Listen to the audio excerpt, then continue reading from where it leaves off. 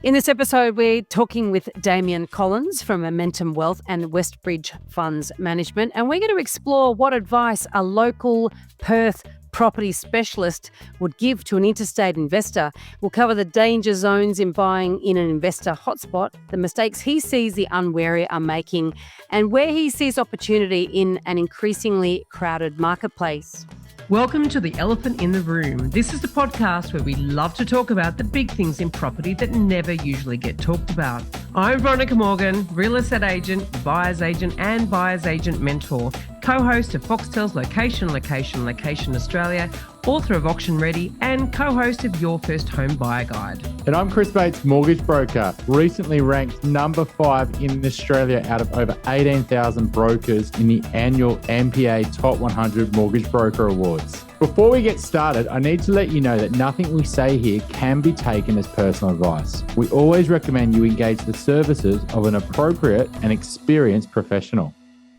Our guest today is Damian Collins. Damian is the founder and managing director of Perth-based residential property advisory Momentum Wealth and chairman of Australian property funds management company Westbridge Funds Management. He also has served as the president of the Real Estate Institute of WA, REWA, from 2018 to 2022, and as a director of the Real Estate Institute of Australia, and have been an active property investor himself for over 30 years.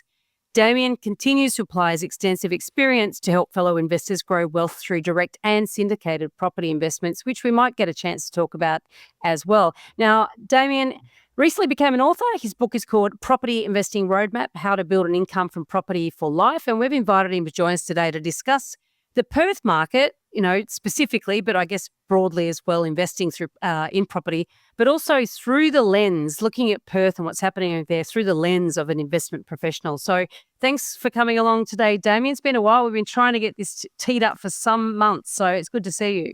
Good to be here, Veronica and Chris. Great to see you both.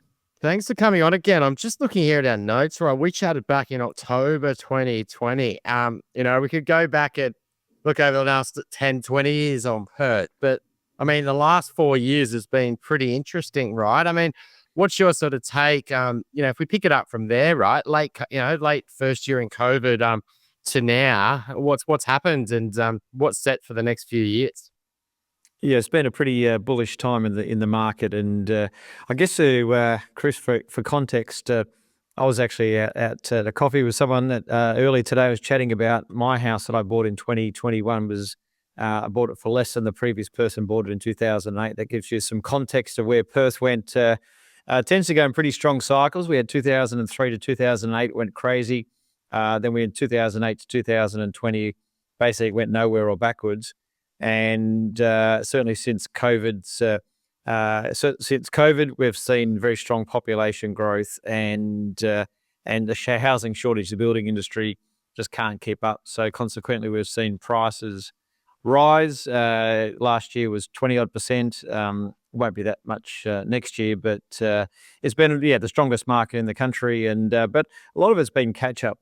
We went from 2008 where we were nearly at Sydney prices, and that was obviously unrealistic for a city half the size of Sydney. But then we went to a point in 2020 where we were a long way cheaper than Adelaide, even Hobart. Which again doesn't make sense. We're somewhere in the pecking order in Perth. Somewhere should be closer to Brisbane, and obviously Sydney and Melbourne are larger cities, and by nature will be more expensive. So yeah, it's been a pretty strong ride. There's a little bit to go, but we're certainly getting much closer to fair value and than where we were 4 years ago. What does the locals feel about prices? You've always got interstate investors manipulating the market, right, and causing little hotspots from where they're focusing and where interstate buyers agents are buying, for example. But when the locals look at prices compared to their incomes and mortgage rate, are you finding there's a bit of an affordability restraint, or do you feel like that a lot of locals think, we still think it's we've got a bit of capacity in the tank and we're keen to upgrade? Yeah, we're starting to hit a bit of an affordability barrier, particularly in that first home buyer space. I talked to the builders and land developers, and they're saying now that the house and land packages are around that 750,000 range. that's starting to push the affordability. Look, wages in WA generally are pretty strong. They're the second highest in the country after the ACT. And a lot of that is mining dominated, and a lot of that money does come back into Perth because a good chunk of the workforce in the mining sector don't live in those regions. They fly in, fly out. That's the FIFO. If you're in the Qantas Club any day of the week between 5 a.m. and 7 a.m., you'd be the only person without a high vis vest on often. So a lot of that money does come back to Perth. So yeah, it's certainly the affordability barriers creeping in a little bit, but more so for the first home buyers. Anyone who's had a property is finding upgrading easier. Wouldn't say easy, but easier because they've got a bit of equity behind them now. And no doubt rate cuts would help. But we're not likely to see them, I don't think, until well into 2025. Has anything surprised you in this boom? I mean, obviously, when investors do go where there's growth, right? And they do go for that short-term bias, a lot of investors. But I mean, besides that, is there any parts of Perth that have surprised you, have grown more strongly than you expected, or is it where you thought the growth would be over the last couple of years would be the strongest? Well, you mentioned interstate buyers agents. There's been a plethora of them come over and without really lot of market local knowledge, and they've really pushed up prices, particularly around Armidale, Gosnells, some of those which were once cheap suburbs, but they were cheap for a reason. They were inland, 30 odd kilometres out, low socioeconomic areas, and so yeah, we have seen they've strongly outperformed. We don't buy there to Momentum Wealth because they don't meet our investment criteria, but they have outperformed, driven largely by those interstate investors and the buyers agents who've been coming into town without a lot of local market knowledge. So that has surprised me a little bit. Look, would I have thought the market would be up 70, 80% or whatever it is up over the last 4 years? If you'd asked me 4 years ago, probably not. I think that's always it's pretty hard to forecast that. We certainly thought it was undervalued, but it's performed particularly strongly. But having said that, it still sits, depending on whose figures you use. We've only just passed Adelaide on the core logic figures, and we're still a 100,000 away from Brisbane. So it's even though it's performed strongly, it's come off a very, very low base where it was certainly well under what I would consider market value. In boom markets, I mean, you usually get the ripple effect, right? People get pushed out of, and their dream suburb gets more expensive, and they go to the bridesmaid suburb, and then they miss out on that, and they go to the next bridesmaid suburb, and etc. And is that sort of growth sliding out further and further away from the city, or as the interesting, other angle with the COVID and working from home meant that it's gone up and down the coast a lot more? Has there been some changes like that have, broken, Perth's growth away from sort of normal standards? Well, I think we're seeing the outer suburbs, but particularly in lifestyle areas near the beach. Perth's a city that sprawls very much up and down the coast. Yep. And so we've seen areas like Mandurah, Rockingham, which, of course, not everybody works in an office and not everybody works in the city, but nonetheless, a reasonable chunk of people do. And that ability to, if you're coming into work 2 days a week, that hour 30 commute doesn't seem quite so bad anymore, particularly if you're the other 5 days a week when you're not coming into the office, including your weekends, you're sitting there and being able to walk to the beach and enjoy that lifestyle. So I think it is fundamentally going to change those suburbs nearer to the city in not 2 or 3 hours, but those suburbs that are that hour 20 away, where if you're only coming in for a limited time, you do have that flexibility to live further away. So, but it's got to have a lifestyle amenity to it, like near the beach. And so, yeah, Mandurah's been a strong performer. Rockingham is also, and even in the northern corridor of Perth, Ocean Reef and suburbs above that, they have performed particularly well. And no doubt that flexible working conditions has played an important role in that. Is there any part of Perth that's not performing well, or is it a situation a little bit like the entire country in 2021 where everything was going up? Yeah, Veronica, it's pretty much everything's been going up. It's it's just been one of those markets where when there's so much demand, limited supply, it's just been incredible. Some of the pricing, you think that's hefty, and then the next week something similar will go for hefty plus another 20,000. So it has been a very, very strong market across the board. Yes, some have done 10 or 20% better than others, but pretty much everything is up at least 50% over the last 4 years, and many are up 60, 70, 80%. So it has been pretty strong across the board. So we all know that, when the tide goes out, those who are swimming without cozies on will basically be exposed. And some of those markets won't, I imagine, sustain the prices that perhaps they're even at now. It all depends, I guess, on how long this boom goes for. Where are the areas that I guess that you would exert caution? You mentioned those two suburbs. Those names escape me because I'm not a Perth local. Armidale, Yeah, Gosprey, was it? Gosnells. Gosnells, sorry. So there obviously are some areas that are experiencing growth just as a consequence, I guess, of the whole place being on fire. Where are the risky areas, would you say? And what are some of the, I guess, the danger zones that you're observing? You talked about interstate buyers agents, and we're quite well aware of I guess, what's going on in some types of behaviour. What are you seeing on the ground, and where are you sort of alarmed? Certainly, any area that has got a high concentration of investors and newer investors as well. Yes, we like to buy in areas that there's good concentration of homeowners, because we all know when things change and things have to get sold.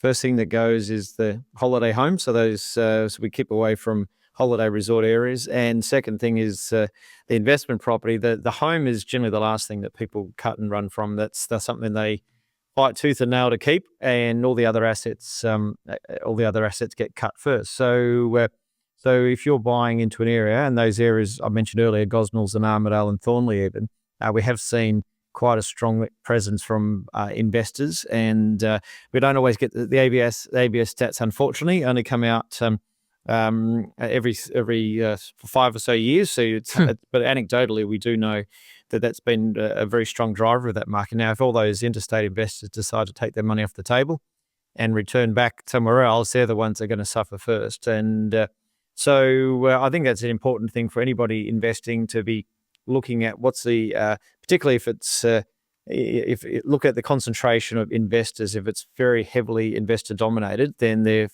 investment money's flightier than home ownership, and more likely to leave and more likely to be impacted by a downturn. I think what I wanted to do actually was to go back the 12 years, back to 2008 really, because you experienced a 12-year flat or declining period. So you've actually seen what really happens on the other side of a boom. And I guess, what would you say, as someone who's been around for as long as you've been around, are the things that you're educating your clients about, and even your team, to be wary of, because, you've experienced it, how it can go really bad? Yeah, absolutely. And that was off the back of the boom of all times that Perth had in 2003 to 2008, where prices almost tripled and nearly caught up to Sydney. And that was clearly the market was overpriced, and consequently it went from significantly overpriced in hindsight to then what became the 12-year downturn was too long. It should have been probably in hindsight 6 or 7 years of flat to moderate declining prices to get back to that fair value. It went much longer, and that's why we went backwards to what I considered to be significantly undervalued. So, look, you've always got to be cautious.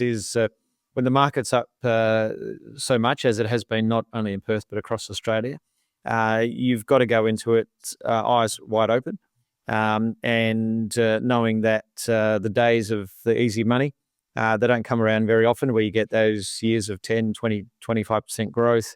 For every one of those, you're bound to get 2 or 3 of zero, or perhaps even moderately going backwards, or moderate positive growth. So you just got to be careful about that and conscious of that. So certainly I wouldn't be overpaying. That's one of the things that has waned a little bit recently, but that FOMO effect of people who are in the market, they were trying to buy properties, and got sick of missing out. At one stage there was, often, particularly in housing, there was 60 people through home open, you get 6-7 offers, and first week, and the median days to sell was 8 days in Perth. It's now 13 days, so it's blown out massively. It's still only not even 2 weeks though. So I just certainly wouldn't be overpaying in this market. It's better off to walk, and something else will come along. But there is still a housing shortage. The population growth is still very strong. And we've got a building industry that was really cut significantly from that long downturn. We weren't building many houses. We dropped from 28,000 homes a year to 12,000 homes a year. It's now bounced back to 17,000, but we can't get much more out of the market. And when we're growing at 93,000 a year, the math doesn't compute. That's too many people for the number of new houses we can supply. So that gives me confidence there is still growth. But yeah, the days of 20% are gone as far as I'm concerned. And that's not a bad thing. I think it's petering out and slowing down at the right time. If it did another year or two of 20%, then at the end of that, we'd have another 5 or 7 years of going nowhere, which we don't want to see. Now, what's happening with rents? If you've got a lot of investors coming in, I would imagine that your proportion in some areas of investor to owner-occupier ratio will be changing. Is that having a downward pressure on rents?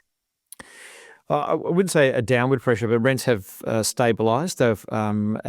Although in our office we manage a substantial number of properties, we're still generally seeing rents go up. But overall in the markets, it has stabilised. So the yields, look, at one stage you could buy properties in Perth and gross 5% yield. That's now gone. Not so much because the rents have gone back, but because the values of the properties have gone up. So it's still a decent yield. Generally you can get in the fours, and that's okay on a national comparative basis. But the vacancy rate has gone up from 0.6% to 1.4% according to REWA stats. But again, we're still seeing it's not a balanced market. We need more supply of housing, the number of properties advertised for sale is based again on REWA stats is 5,000 or just over. We think a balanced market's around 12 to 13,000 for sale, and on the rental side we're at 2,500. It should be around 6,000 for rent to be a balanced market. So the stock has increased both for sale and for rent, but still undersupplied. Damian, is there any of the sort of, a long time in the downturn, right? And obviously when that happens, people get burnt a lot. They maybe upgraded and thought, God, we upgraded and had a lot more debt than we needed to.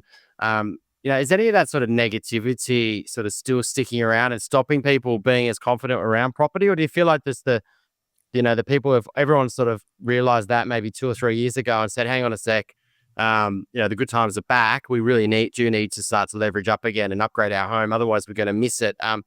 Do you find that the perceptions changed around, or is it still a little bit of people are very concerned and worried that maybe we're going to have another downturn post this, and I don't want to get myself in too much debt because, there are some potential tougher times ahead? I mean, what's the mentality like? Yeah, certainly when the market first started to turn, and I remember when I was president of REWA at the time, and I was talking to the media about the market and why we thought the market was likely to improve. And you'd always see the comments on social media and news organisations where your commentary was published, and people had no confidence. So I know that he's talking rubbish, blah blah. That's just the psychology of recency. People think they think what's happened is more likely. It's in cognitive bias. What's happened recently is more likely to happen again in the future. And so it took about 18 months to wash that out of the system, and people started drinking from the Kool-Aid, going, oh no, well this time it is actually going to go up and not necessarily go back. I guess when the taxi drivers or the Uber drivers these days start telling you about the property market, it's time to get nervous. I don't get too much of that, yes, but certainly, the psychology has changed. People are more optimistic, although I would say in the last 3 or 4 months, I think people have taken a bit of a step back, and that's why I don't think we're going to see those 20, certainly not that 20% growth rate next year, something far less, just simply because I think people are going, it's no longer cheap. is probably getting fairly, fully valued or getting close to it. So people aren't buying with their ears pinned back like they were this time 12 months ago. Do you think families are making major compromises yet, or do they can, get what they want? I guess the budget sort of isn't too far off what their needs are. I guess in Sydney, and what we're seeing is that more and more people are making bigger and bigger compromises. Right? Yeah, they wanted the 4-bedroom house, the big backyard near the train station, but now it's a 3-bed townhouse, walking distance away. You know what I mean? So are Perth people having to make too many compromises to enter where they want to, or do you find that, there's still a bit of left in the tank? The compromise historically in Perth has been more around where I'll live. I'll go further out. So if I want the 4x2 and a backyard, people might get priced out of a suburb. They'll move 1, 2, 3, or whatever number of suburbs away. They can still get that. There hasn't been. It's Perth 2.3 million people, so it's not the size of Sydney or Melbourne, and so the volume of apartments and townhouses is a lot smaller than you see in those two large capital cities, and also the problem at the moment is construction costs are significantly higher due to mining sector demand and infrastructure spending, and so the cost to build new stock in that space is actually very, very high. So we're not seeing huge new stock of medium and high density product coming to the market. So the compromise has been more around the suburb I'll live in, and rather than the type of property. Although if you want to stay in the same suburb, then you're likely going to have to go to something. What we possibly do sometimes see is that people having to choose older stock and go, well, I'll live in it, and we'll renovate it in whenever things get better, more so than moving to a townhouse or apartment. You've been around for a long time, and I know how I experience the market in Sydney when it's slow versus when it's hot. Were people taking advantage of sort of very slow conditions previously in terms of upgrading their house when they needed more space and actually being more mobile in the property market? Were they more likely to, or less likely to do it when it was a buyer's market than they are now? Or are they finding that they're hamstrung now because it's much tougher, but also because there's less stock available? I mean, I guess what are the dynamics that are playing out in that sense?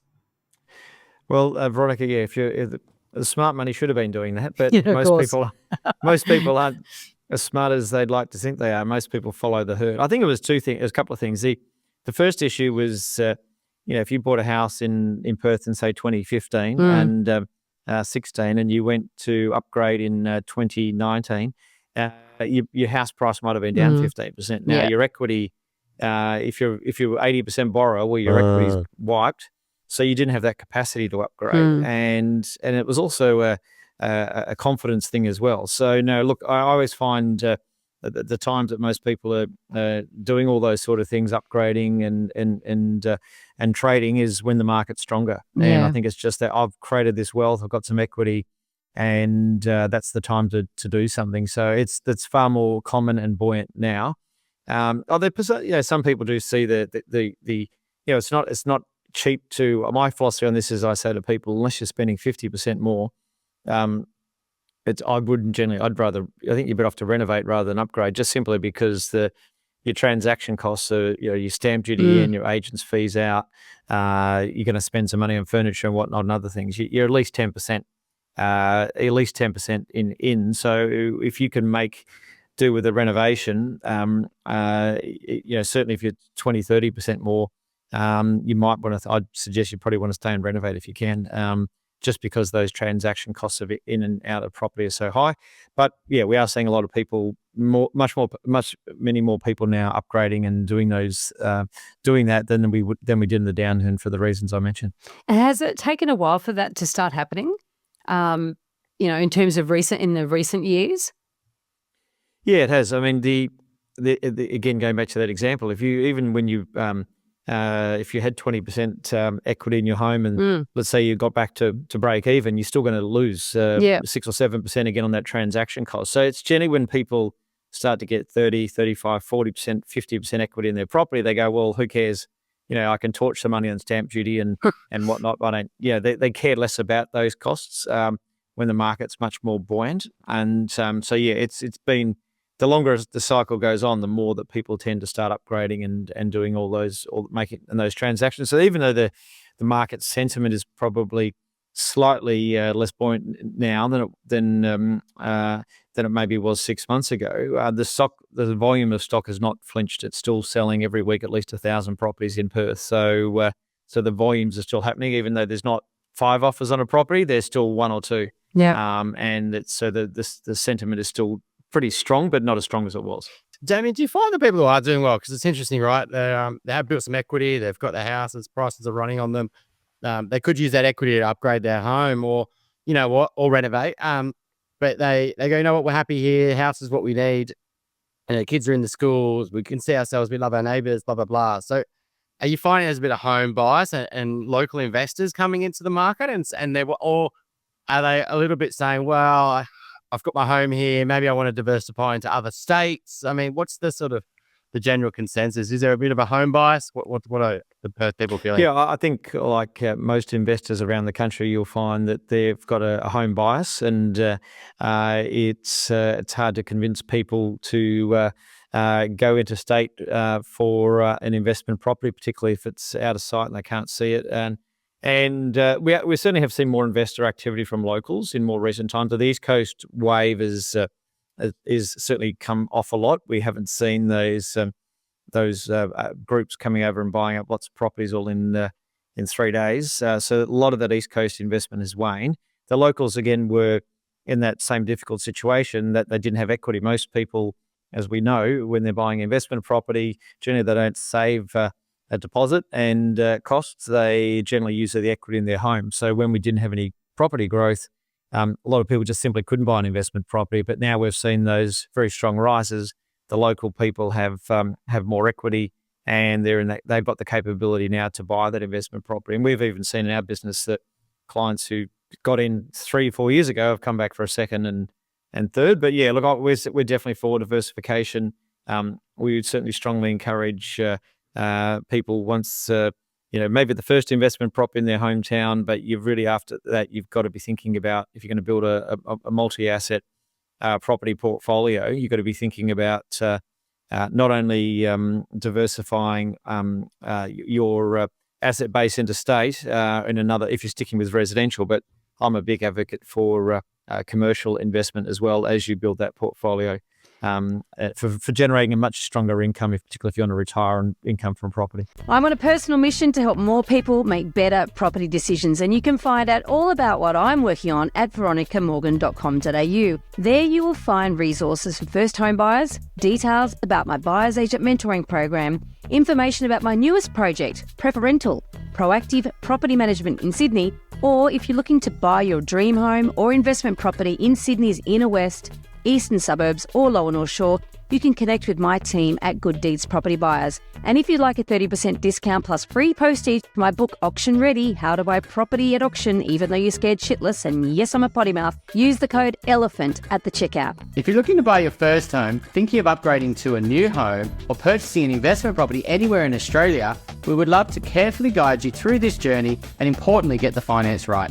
Please reach out to myself and the team at flintgroup.au.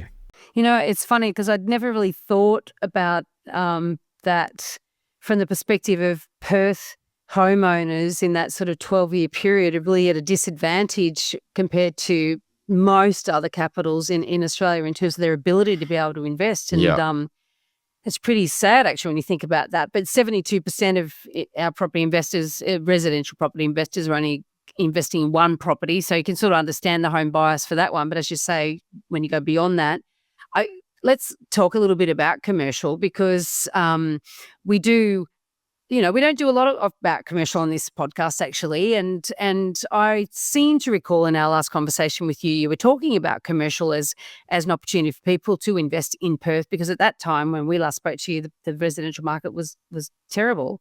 So, and that's something that you've been doing for a long time, isn't it? Yep. And how does that look now? Are you actually seeing some eastern states money coming in that side as well, or is that still, a bit more preferred by what do you call yourselves, Perthians? or something like that. West Australia, as I say. Look, our commercial division buys nationally, so we just closing a deal at the moment for 30 mil in Queensland, in Brisbane. That's an industrial asset. Look, I'm certainly a big fan of commercial, and it's not just in Perth, as I said, we buy nationally. For the reasons that it is a much better income stream in retirement. So if most of us are buying investment property to live on, we all know that in the residential space, particularly in Sydney, Melbourne, your gross yields might be in the threes. By the time you pay all your rates, taxes, and now all the extra land tax in Victoria, your net yields certainly closer to, without debt, assuming you've got no debt, they're around that 2% or maybe even lower. In Perth, Adelaide, you can get a bit better. You might get into the threes net. But the problem with that is the pool of assets you need. If you don't want to sell off your assets, you just want to live off the income stream. Needs to be very substantial. And then whereas commercial, this asset, for example, we just bought on a yield of 7%, and that's net. So the tenant pays all the expenses. A net of all expenses. So, of course, most people don't have 30 mil. No. In fact, few people have 30 mil. So we put them in a particular fund, syndicated off, so people can invest 100,000 and still get that 7% yield, but they're not having to put all their eggs in one basket. So commercial property, I think, and yeah, that's what I covered in the book, is residential is a great place to start. I wouldn't advise anyone generally to start in commercial because it's got its own set of risks. Tenancy risk is one of the big ones. In a residential, we know if a tenant goes, we drop the rent a bit, or it might take us 1 to 2 months to get a tenant. Commercial can sit vacant if it's the wrong property for years. So it carries its own set of risks. That's why it's an asset that you should be much more broadly diversified in terms of not just buying 1 or 2 big licks of commercial property. Go into opportunities and funds and things where you can get access to maybe 10, 20, 30 properties that one's not likely to blow up on you. So, but commercial definitely has its pros and cons. But there has been a bit of there's a new breed of buyer's agent popping up in the commercial space, which seem to be targeting that lower budget investor who previously might have bought residential. They might be only spending $1 million or something like that. Are you seeing much of that behavior? What are your thoughts on that? Do you find that that's sort of higher risk than, say, those bigger deals? Or, I mean... Yeah, look, unfortunately, most entry-level commercial property is generally pretty junk, to be honest. Often it's you've got very small, insecure financially tenants, so it's not, we'd like to get global companies and ASX-listed companies as tenants, particularly as on the larger assets, you've certainly got that more security of tenure. And the smaller assets around that $1 million range, it might be a kebab shop, or it might be and they're often not. And if they go out of business, it can sit there vacant for a long, long time. And that's, I think that's, I would just advise anybody, if you're going to put $1 million into one single asset, you really want to understand that asset, understand the tenant. I'm not sure people understand the risks involved. When they go into those things, they do certainly go, wow, I can get 5 or 6% or maybe 7% yield versus residential. But there's a risk premium for the reason for that is that it does carry more risk, particularly around the tenancy.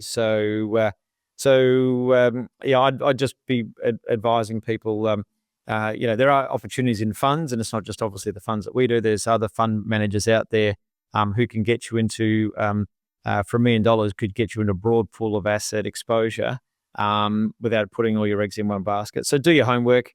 If you still think direct properties for you, that's great. In commercial, go ahead and do it, but understand it does carry more risk, and the vacancy risk, it can be a lot higher. I think the other thing to mention too is the lending criteria. So when the lending terms are often very much tied to the length of the lease. So we all know in our residential investment properties, we go and buy an investment property and it's set and forget. I've certainly never been called for, in my residential portfolio, which is pretty large, I've never been called for a revaluation. All my loans are separated and structured, and I've never been asked to reprove my loan or get a call for a revaluation. In commercial, I've got some direct assets from some time ago. That's a regular occurrence in our commercial funds. It's a regular occurrence. The lender says, well, let's every 3 or so years, let's do a revaluation. And of course, if the asset goes down in value during that time, you could get asked to top up. In residential, generally for mum and dad investors, as long as you pay your mortgage, it's very rare you'd be called to revalue that asset, particularly if you've got your debt structured correctly. So all those things I think people don't necessarily understand before they go into commercial. I think if you are going to go into that space, you really need to do a lot of research and homework before, because it's a different asset class to residential. Damien, if I was a Sydney investor or a Melbourne investor or someone who's not from Perth, I'm looking to get a bit of Perth exposure, and let's say I'm happy to note that there has been a bit of growth in short term, but what I want is an asset that's going to perform really well over the next 20, 30 years, just a really strong growth asset. I'm not too concerned about rent. I'm okay with managing a negative cash flow, right? Where would you sort of, not picking streets and suburbs, but things like that, what would you sort of go for if you were looking at a pure resi sort of growth play? We mentioned it. We mentioned it earlier about that the ripple effect, and so we don't like to buy in the suburbs that everyone thinks is hot and popular, particularly if you've got a 10, 20-year time horizon, because that's already priced into the market. So those it doesn't mean they won't still perform quite well, but what we're looking for is those suburbs are going to outperform that extra 1 to maybe, if you even get lucky, 3% per annum. And that's where you get over a decade or 20 years, that's where you get really solid capital growth, and that really sets you up financially for life. So I'd be looking at those suburbs that have got some good fundamentals, but maybe the gentrification hasn't reached those areas yet. And we've seen it in Sydney and Melbourne. I mean, I'm from Melbourne originally. You just go back and remember growing up as a kid, Port Melbourne was the epitome of the low socioeconomic slums. It was considered horrible area. And look at Port Melbourne and South Melbourne now. In Melbourne, they got gentrified in the 80s and 90s and onwards, and look how expensive they are now, because they had some great fundamentals to them. They were close to the city, near the waterfront, and that all changed. So yeah, I'd be looking for that's the sort of suburbs we look for in Perth, where there's that opportunity. We think that there'll be gentrification. It's got good fundamentals. There's good reasons why people would want to live here. Perhaps that they'll get priced out of some of those other nearby suburbs. And there's plenty of good buying within, take 10K of the city. Infrastructure is a big one. That is a free kick for property investors if you get new train lines or new freeway access or something that's going to benefit you. But importantly, we also very much focus on where there's limited supply. We really do try and keep away from areas that have got a lot of land releases around them, simply historically over time. When someone comes to me and says, this suburb's, it's great that the capital city is growing in population, that means a lot more people coming to that capital city. But when someone says, that suburb's got strong population growth, well, I don't like that, because that tells me that there's lots of land they're releasing to get all those people in there. What do the Perth people value the most, right? So, in say Sydney, it might be aspect, right? Or, flat block, or, a good street. And Melbourne might be public schools, Brisbane, it might be accessibility, to the city. So what are the things in Perth where they put a real emphasis on when they're selecting one home versus another home as a home buyer? And what are the things they really are deal breakers for them? What do they just really don't they like? Well, Perth does have some very nice beaches, and so I have seen people make the choice to live 50 kilometres away because they want to be able to walk to the beach. So the proximity to the beach, even if they don't go every day, or they go, it's a shorter drive. Even sometimes they'll be 3 kilometres away. It's very much a city that hugs the coastline, and from Mandurah in the south all the way up to Alkimos and Yanchep now up in the north, 60, 70K north. It's but that's a real aspect that people like is the proximity to beaches. As the city gets, it's not as congested, although it's getting more congested. I remember growing up in Melbourne. As the city got bigger, the proximity to public transport became more important. In getting around, just because it got so congested, accessibility to get around became really more important. We really haven't been a big train line city. I still think that'll come. There is more train lines going in, and there's more people starting to see that congestion and using public transport more. I think if you're within that walking catchment of public transport, particularly around train stations, we'll see the same effect over the next 15 years that we have seen in Sydney and Melbourne, that people put that real premium on to have that accessibility. In terms of deal breakers, look, there's nothing particularly stands out as a whole that would be any different to any other capital city. Certainly, one of the things that we look for is the for a deal breaker for us is a proximity to a lot of state housing, and that's not to denigrate state housing tenants. There's lots of very good people in them and very nice people, but unfortunately, there's also enough that aren't well behaved that can have a real impact on your investment property. And I've seen that firsthand, where proximity to state housing across the road just caused huge tenant turnover on an investment property that I knew someone had, that we hadn't bought for them, but I knew they had. So I think that's something that always to be conscious of. It's something to look for. It doesn't mean if there's one in the street you wouldn't buy, but if there's a high concentration of them, that's certainly for us a deal breaker, and we wouldn't buy that sort of property. So with all the population growth that's happening there, is it interstate or international migration? It's a bit of both, Veronica, but most of it is so out of the 93,000 people that came to WA, I think in the year to March 2024, there was about natural growth was about 20,000 births over deaths. Net interstate migration was about 12,000, and 61,000, the balance all came from overseas. So it's very much Perth is an economy that that people from overseas more readily come to than people from interstate. I think, and it's in large part, I remember, as I said, grew up in Melbourne. I remember I'd sit there on a summer's afternoon and watch occasionally the Test cricket when I had more time on my hands, and you'd see the Test in Perth and you think, oh, this looks like a nice place to go one day, but it's almost a foreign country. It's that far away.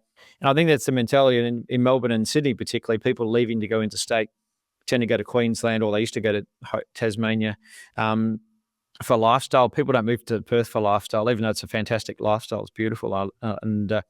So it's very job driven, So the population growth is very much going to go the ways of the economy. So when the economy is strong, the jobs drive people to come here, and when the economy's soft, people tend to leave, or we certainly don't get that population growth. So it's very much, even though it's got a fantastic lifestyle and beautiful beaches and beautiful things to do, it's a job driven market for migration, far less than lifestyle, even though the lifestyle is great. So obviously mining is sort of a big part of that. How vulnerable then do you think Perth is to big price falls or big changes in terms of demographics and population with regards to those jobs? Is it just the mining industry, or there is more diversity there now than there was, say, back in 2008? Yeah, there's more diversity, but it's still very heavily a mining-based economy. The good thing is that now the commodities are becoming more diverse. It's been largely driven for many, many years by iron ore, and we've got 3 or 4 very big players in that space who employ tens and tens of thousands of people.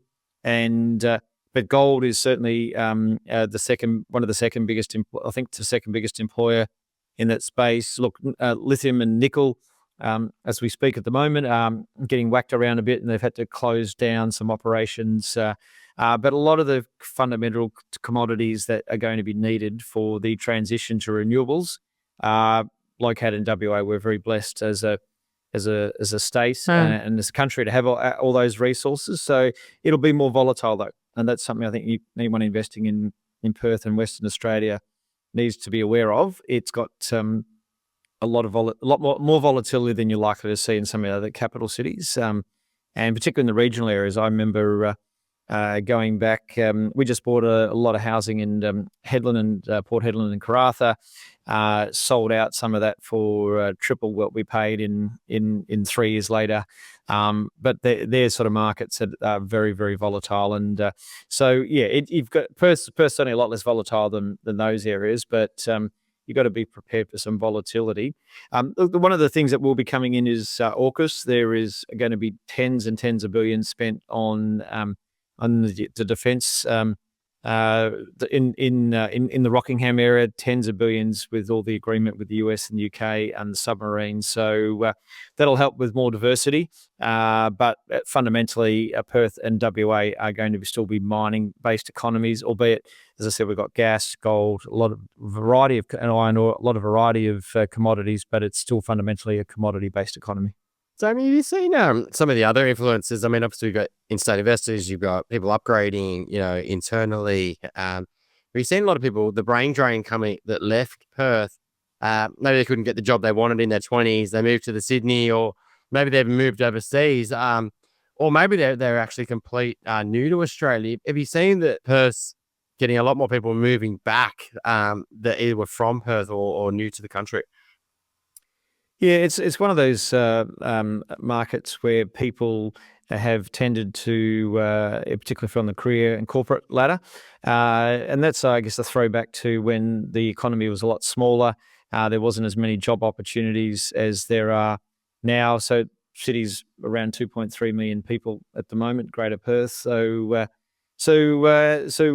seeing people less likely to leave, but they do still would like to go and get that life experience, but they do tend to come back when they, that's the standard line. They come back when they're ready to have a family and they want to settle down, and Perth's considered a great place to have families. But of course, not everybody comes back. Some of them go on to go and live elsewhere and don't come back. But we are still getting a lot of international migrants and skilled migrants predominantly who are backfilling for those people who left. So it's lots of engineering work, lots of probably much less a financial centre than you would see, obviously, in Sydney, particularly, and to some degree Melbourne. But certainly engineering and the industries around mining, there's certainly a lot of high-skilled roles that do bring a lot of high-skilled people in.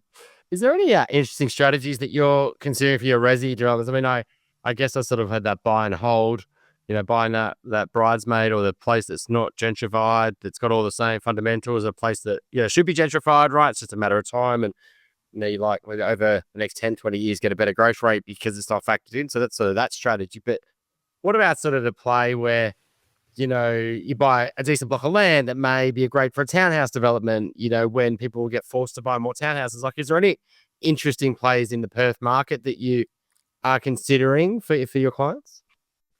It depends on the client. It's very specific to each client. So we like to sit down with the client and go through their goals, their objectives, and particularly their risk tolerance. What I've found from experience over many, many years in property is that when you talk to people about buying a future development site, they get very excited and they go, "Oh yeah, this is awesome. I can park that away, and in 4, 5, 10 years or whatever, I'll build 4 townhouses." But then they forget on the way through, it's because it's a future development site. Often the house is in pretty ordinary condition, and the quality of tenant you get is not necessarily very strong. The property needs a lot of repairs and maintenance, your negative cash flow, so people get burnt out. I've seen that happen. Yeah. And so certainly, I think that the median density story, particularly, will come in much greater waves in Perth. I certainly, if it's the right client, I would be suggesting to them that they buy something that's got the zoning capacity, or even if it doesn't have the current zoning capacity to develop. It's pretty clear where the city's going in terms of their activity centre policy and zoning around activity centres. We've bought a lot of properties, even in the market downturn.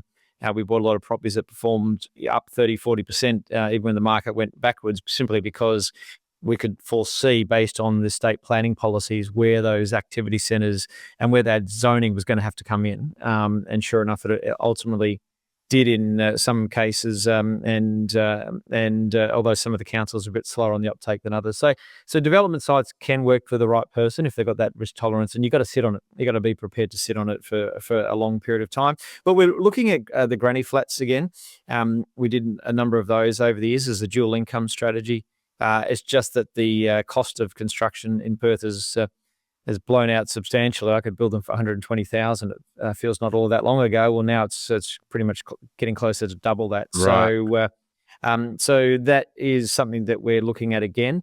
If about getting a dual income strategy on properties, I think that's something worth considering. But it's not really stacking up a lot of places at the moment. But if we do continue to see rent price growth, then that certainly might start to make some more sense to buy a property where you can put that granny flat out the back and get that dual income strategy. Are you expecting, I guess, a lot of investors to bail when things do taper off? Because I imagine that, casting your mind back again, what happened to the rental market through the downturn? Did you find that you had a real shortage of stock because there really wasn't a lot of people investing, or people that were basically getting out because they weren't holding on to their underperforming assets? And if that's the case, would you think that could happen again?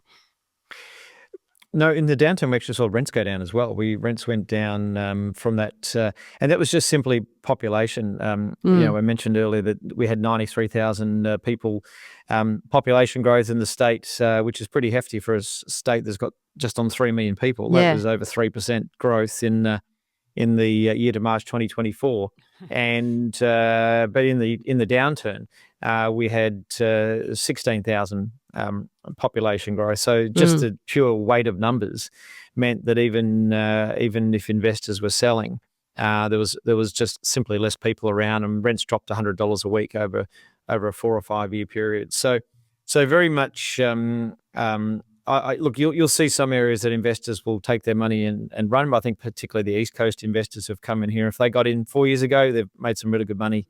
That's something that they'll possibly do and take back to their home markets. But look, it'll be more suburbs specific where you're going to see that herd. Those suburbs I mentioned earlier, where we had that huge number of interstate investors come in, they're the ones that are likely to be hurt. But I think generally in the market, we've got a real rental shortage. I think also what we're seeing is that a lot of those investors, that baby boomer generation, I certainly know people in their 70s who, doesn't matter if it's a good property, they've just had enough. They've had enough with the tenancy laws. They've had enough with some of the things, and they're just at that age where they go, I don't want to deal with the phone call at on Wednesday afternoon about my hot water system. So that's something else I think we've all got to watch, not only in Perth but around the country.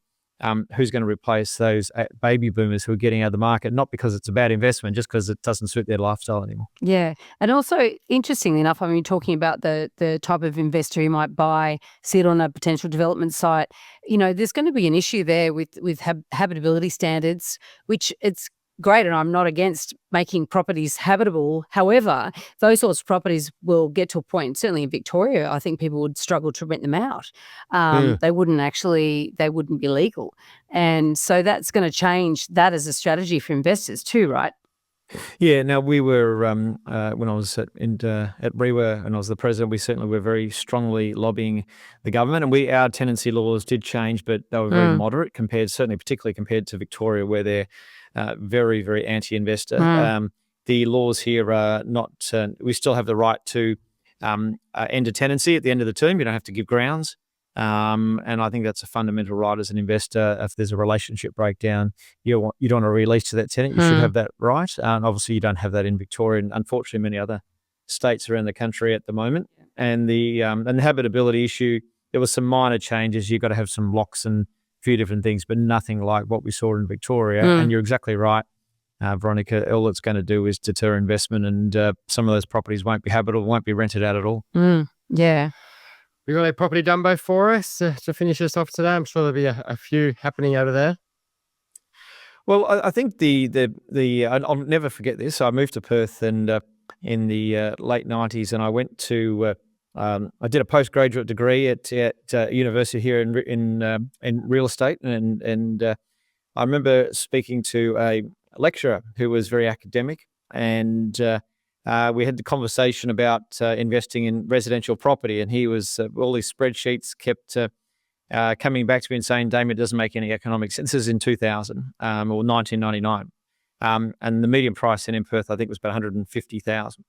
And he said, "Doesn't make any economic sense, Damian. No, I won't invest, and I'll wait for the market to come backwards, and then I'll get into the market." And of course, he didn't buy. And then I ran into him in 2008, and of course, the prices had got up to close to 500,000 by then.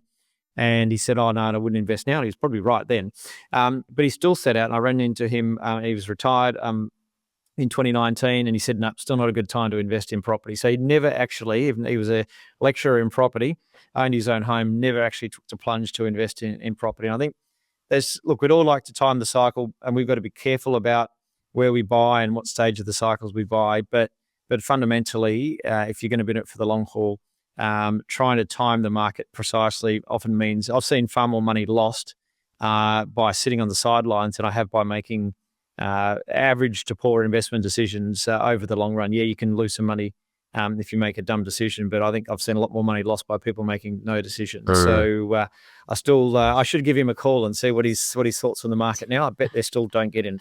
It's not a good time. Wait for prices to fall. Wait for it to fall. Yeah. It's a classic. Yeah, it's interesting, isn't it? You look at the market as a whole using those sort of aggregated data, and you can see that generally speaking, prices spend more time in positive than they do in negative.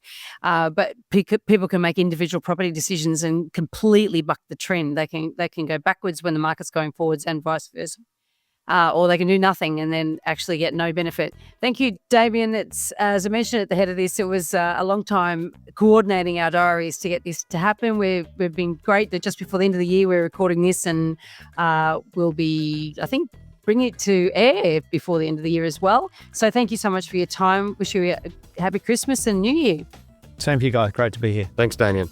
If you have a question that you'd like us to answer in an upcoming Q&A episode, you can send us a voicemail or written question via the website, theelephantintheroom.com.au, or you can email us directly at questions@theelephantintheroom.com.au. If you like what you're hearing, please share this episode with others you feel would benefit. And while you're at it, why not leave us an iTunes review?